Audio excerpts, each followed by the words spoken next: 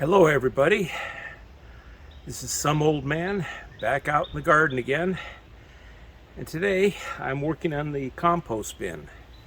You remember from a few episodes back that I was cleaning this thing out so that I could reuse it this year, and I've done that, and I've started moving some of the sorted soil that was broken down from last year after I cleaned out the sticks and twigs and so forth, and put it back in here along with a couple of bagfuls of leaves, dry leaves without sticks and such, that I scavenged from over there when I was picking up sticks in another episode.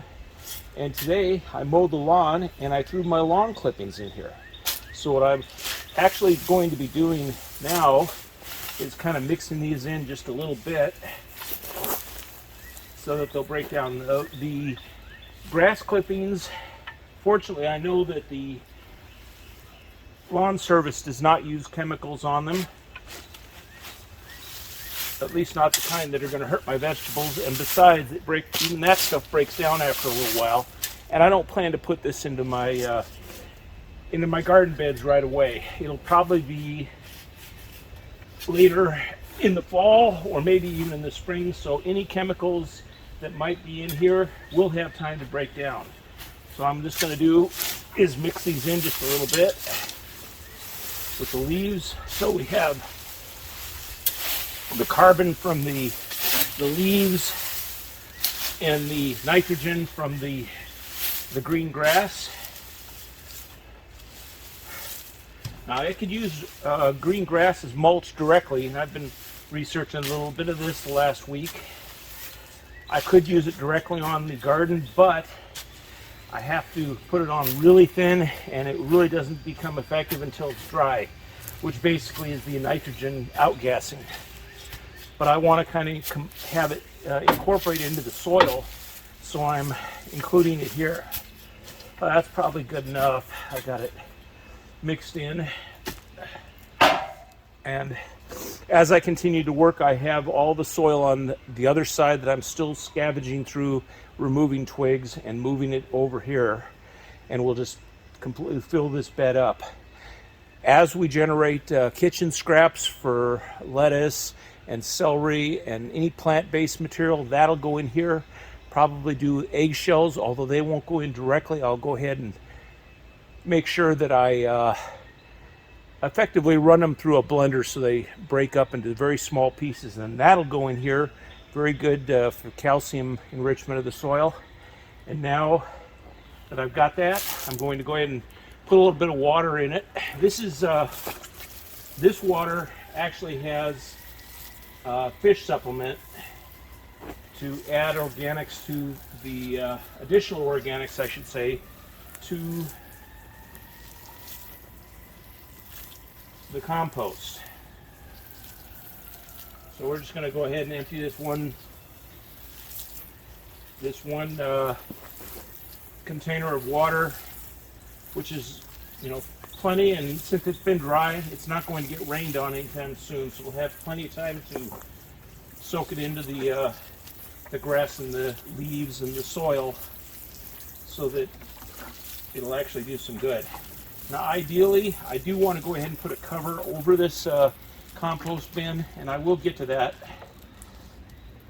I'm not sure if I'll go ahead and build like a plywood cover, or if I'll just go ahead and take that tarp and some sort of a frame to keep it stuck.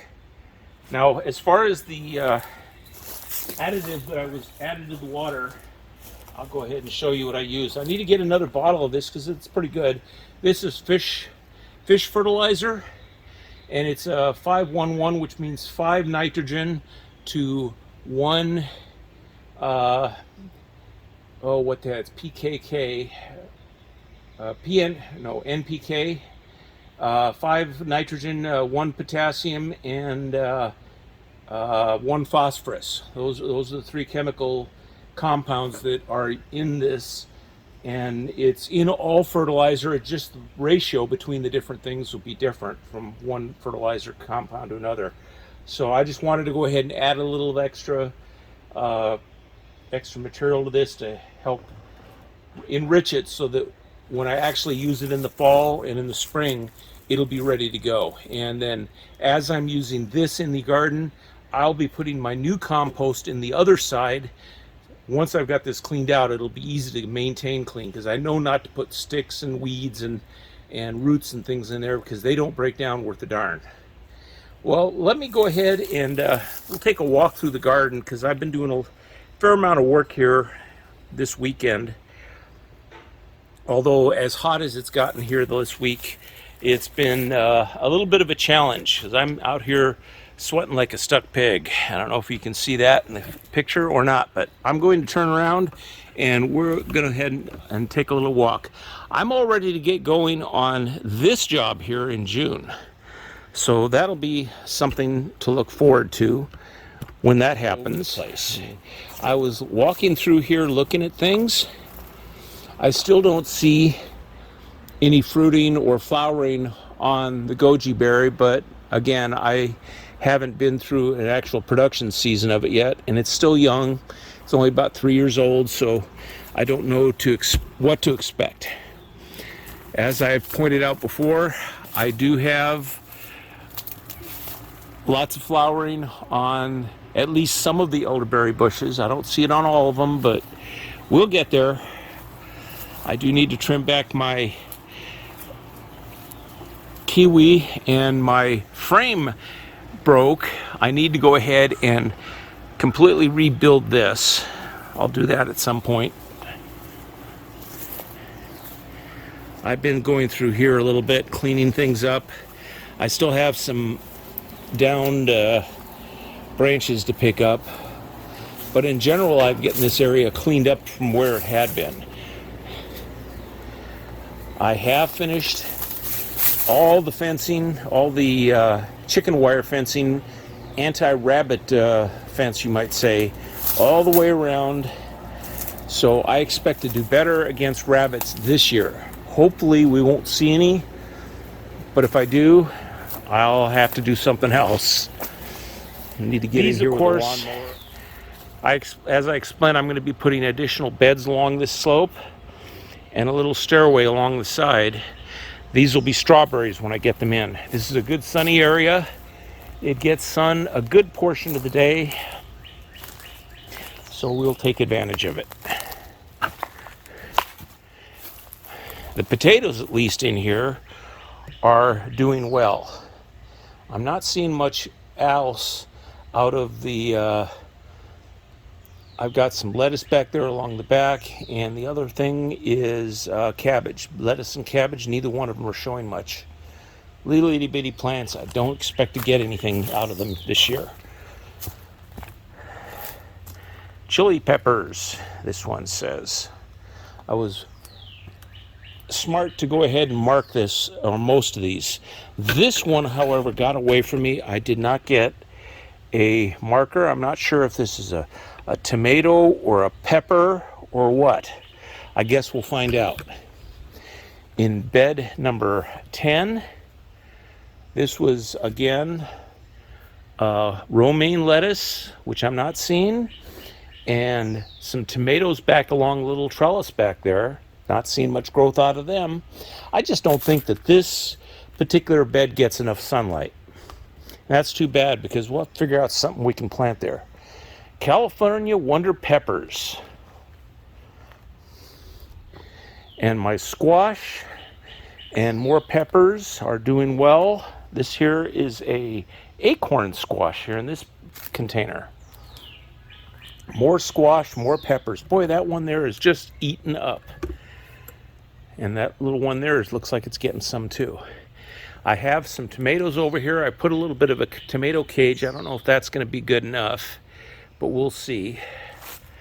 Over in these, that is zucchini, and this is cucumber. Those I did mark.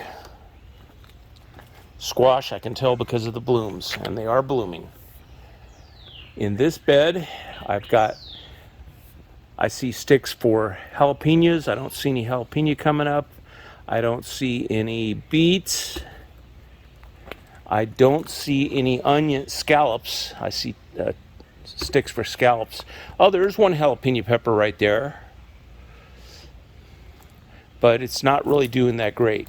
The one thing that looks like it's really doing well in this bed is the dill. Or not the dill, the what the heck is it? I should recognize it.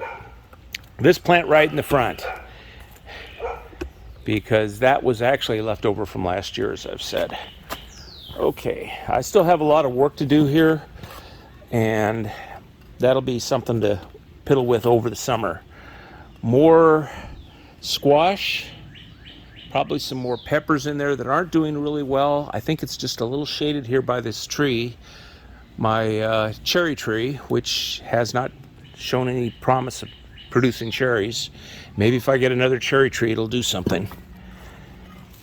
Oh my goodness, yes, remember those onions I planted a few weeks ago? Look at them, they are just going all over. Those are really promising to do well.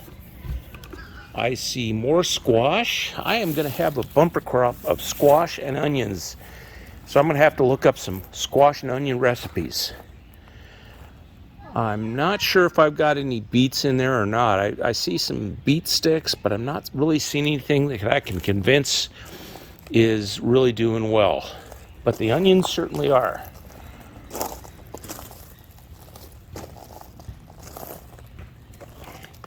Let's walk on here to bed number 2. Bed number 2 is radish and carrots, and I'm not seeing a whole lot of growth in either one of those.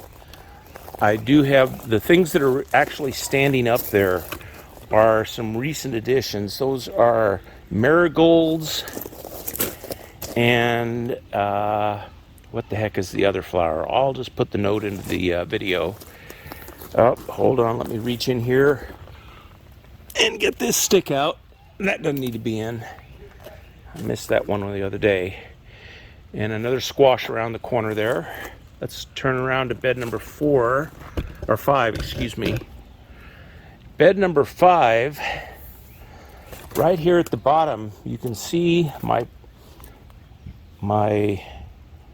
what are those, peas or beans? I forget which, I'll have to look them up.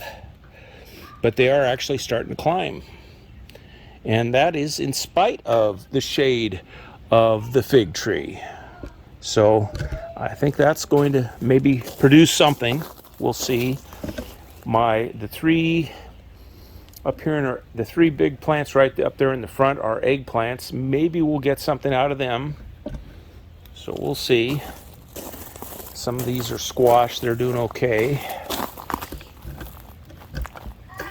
Various other things in here. The only thing that's really banging is the comfrey, which I don't need extra comfrey. I got lots of that. More squash. Lots of other little things, but squash is the only thing that really looks like it's doing well. I'm not sure if this is another squash or another of the plants from that general family. I know I have a watermelon in there that's not doing well, and maybe a cantaloupe and a pumpkin. That might be what this is here, is pumpkin. As you can see here, I got these big ferns. Those are asparagus that I just let go. I did not harvest them. I just let them go so that they're going to seed and they'll reseed and continue growing. I've got various other things in there. I've got turnips are the ones that are actually looking like they're doing fairly well in the middle. I'll have to keep an eye on them and see if I'm going to harvest some turnips. Right here in the front is my rhubarb. Those are perennials that I just planted this year. In 2 or 3 years, maybe I'll be able to start harvesting. I do have a tomato plant back there. I don't see if there's multiple of them, although I know I did. There's something else, looks like a tomato, onion almost, but we'll figure it out. A beet maybe? There's just so many things in here. They're all mixed up. Another tomato, another tomato. So we're just gonna keep going. And another stick. You know, I think that's the thing. that I'm growing the most of is sticks. Kind of get those out of the way. I'm not really expecting to get much out of this garden this year, except maybe onions and squash, perhaps a few more things. Because I'm still getting the things settled down, and I'm still working on infrastructure as much as anything. But my bushes are all doing well. They're not going to croak on me. I've had a few of the trees that I put in early when I first started the food forest die on me. For instance, I put in 2 apple trees, or maybe it was 3, and they all died. I put in 2 pawpaw trees, and I thought they both died, but the one over there in the corner is coming back. So, since I've added 2 more that are really doing well, I think I will have pawpaw eventually. I still need to go ahead and work on my infrastructure. As you can see, I went ahead and continued to add gravel along this one path. I won't say that it's finished, but it is getting very close. Really, in the next year or two, the lower or the wall here on bed 5 will need to go up 1 more tier of blocks, front and all the way around, and then I can add just a little bit more gravel, and it'll be very nice. Right now, it's nice to walk on. You get over here on the stuff where it's just dirt, it's not as comfortable to walk on. I'll be putting gravel through all the paths when I finish the walls. Bed number 4 up there at the end, I can't put the gravel down yet because I haven't finished the wall on bed number 4. I've got to put that extra tier, or that first tier, on the downhill side, so I actually have a definition of the border of the bed. When I do that, we'll put in gravel in. Same thing over here. I started putting a little bit of gravel in because on bed number 6, I do have that wall. I just ran out of gravel, which is why I didn't finish it. But I think I need to go ahead and do some restructure on that little stairway going up there at the end, because right now it's kind of tippy, if you know what I mean. But we'll get there. As far as beds number 1, 2, and 3, you can see they do not have an uphill side to those beds yet. They will be getting a uphill side. Don't guarantee that it'll be this year or even next year, but before I'm finished, it will. So beds 1, 2, and 3 will have uphill blocks on them, and we'll be able to go ahead and actually put a gravel path up there as well. In addition, the border along the fence where I've got all my bushes and trees planted, I really expect that I'll eventually put a border of blocks along that, except maybe in the middle where that tree comes through, because those roots, I can't dig them up.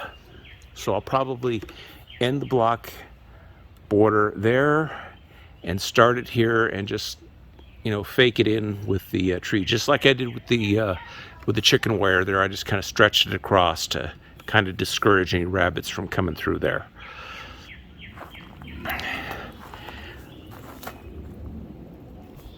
Let's go ahead and take a look at some of these remaining things. One of the other things I did yesterday for my wife is I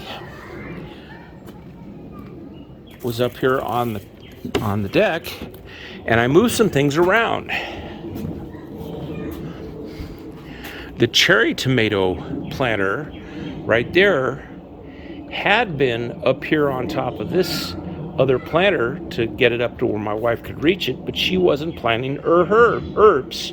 So I used it for my cherry tomatoes that I had extra. But she wanted to plant her herbs when she got to it, which was yesterday. So I moved the cherry tomatoes and brought the last empty container, put it up here, filled it with earth, with potting soil, and fixed her up.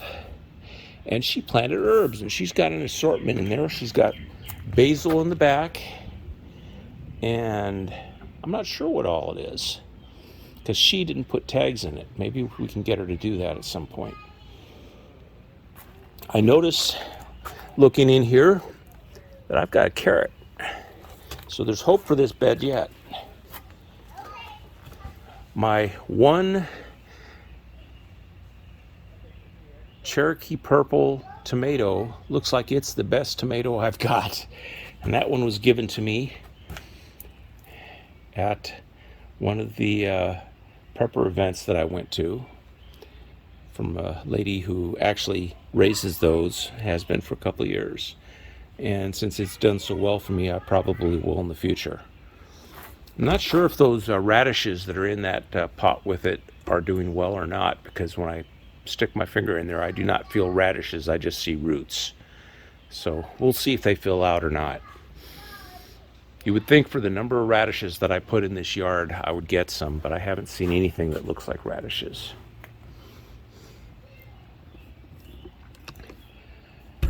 Now, one of the things about this garden is, what method am I using? I've used the word food forest. It's certainly that, because it's kind of got trees with other plants around it, and that's kind of the definition of a food forest. I could use the word permaculture. It's not precisely that, although it does use elements of permaculture, which is permanent agriculture. It's a contraction that was made up back in the 60s. It doesn't follow it strictly, though, and I certainly don't have a certification from any of the permaculture institutes, so I'm just kind of doing things I've seen on the videos on YouTube and whatnot, and saying, well, I can use this, I can use that. I do have what you would call raised bed gardening, but it's not precisely the raised bed garden you'll see if you start researching it, which is, trust me, a whole lot less expensive than what I've got. This is raised bed gardening combined with landscaping to make the yard look nice. And it is fairly expensive to buy these blocks, and it's very labor intensive to put them up. And to dig in the foundations for them and everything else is just a whole lot of work. But after many years, it is finally showing. I can see that I've got a lot more to do. For instance, as I was putting that gravel in, I looked right down here in the center stairs, and I realized that what I need to do is put one more step on that bottom set of stairs to get up one more level, and then I can gravel straight across and everything would be flat. And then it would be very easy to go up and down that thing. I'd already planned to put one or two additional steps up to the next level, like I have in the other locations, but right now that wasn't too steep, so it was of lesser importance. All these other sets of steps, I've got to go ahead and redo them, because unlike the center one, the pavers that make the steps are a little rocky. They wobble. They're not settled. The ones here in the middle are rock solid, so I'm going to leave them alone. I'm just going to add one more step. Other project for this summer, when I built this patio last summer, I didn't finish it. I have a little gap right there in the middle that actually had some junk sitting on, so I wasn't able to actually put the pavers or pour the pavers in that spot. It was just, leftovers. So I've got to excavate that, get rid of all the junk, broken concrete, things like that. And then I can go ahead and put some gravel underneath to give it something to pour concrete on, and then get my little molds and pour concrete for it. Actually, I think I've got one piece that I poured last year that I'll be able to use, but I'm going to need to use more. And I may actually fake some of those things in by hand. I do know that I've got a low spot right there. You can see where the dirt actually gathers from when the runoff comes in. So I got to clean that off, and I'm going to see if I can add maybe a 1/4 inch of concrete on those pavers right in that area to see if I can encourage the water to run off instead of gathering right there. It's not very deep. It's just there's a little bit of a low spot. So continuing to work on all these things in the garden, and the new project and the patio is going to keep me busy for the next 3 or 4 months, as well as, doing the things I need to do to keep after weeding and hopefully harvesting vegetables at some point, not to mention fruit. But we'll be getting there eventually. I don't promise to make this a Garden of Eden, but it's going to get closer. And if we have any sort of an economic downturn, we've got something that not everybody's going to have. Of course, it's not a year-round supply, but anything is better than nothing. Well, that's all I've got for today. I really need to go ahead and get into the kitchen because I have things to get ready for dinner. We're actually cranking up the barbecue this evening, and I'm going to be making a variation on my mom's potato salad, which we haven't been eating for the last 1.5 or 2 years because now we're all doing a low-cal keto type diet, and anything with potatoes is just off the table. But tonight I'm going to make it with something different. Maybe I'll go ahead and make a recording of when I'm making it, because I really enjoy making the potato salad even if I can't eat it anymore. Well, that's all I've got right now. This is Some Old Man. Go ahead and hit the like button. Go ahead and subscribe if you're not already. Leave a comment. Tell your friends. And I'll see you next time. Some Old Man, signing off.